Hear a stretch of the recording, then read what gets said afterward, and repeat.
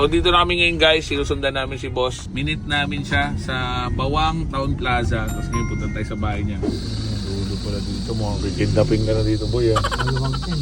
Ayan, dito tayo buwelta. Ito lang, Bogs. Sir Bogs sa Sir Kenneth dito sa Bawang La Union. Let's go. Okay, Alex. Ano lang to eh.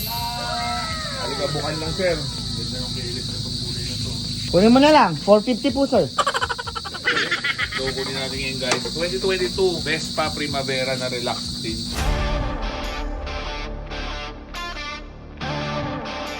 Kompleto siya guys. May manual, may booklet, may tools.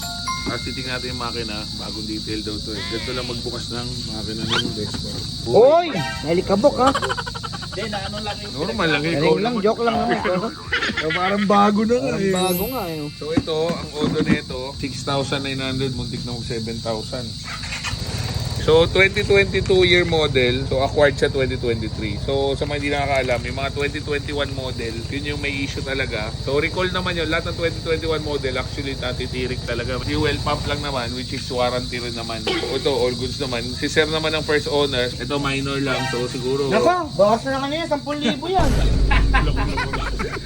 So ito minor lang naman. So siyempre sayang naman kung papapinta mo din dahil original. Kapiranggot lang. Pag ako yung siranin ko na lang yung retouch na lang. Ito Beauty. sa so far okay naman. Pero gulong nito sa stock pa. stock lahat yan.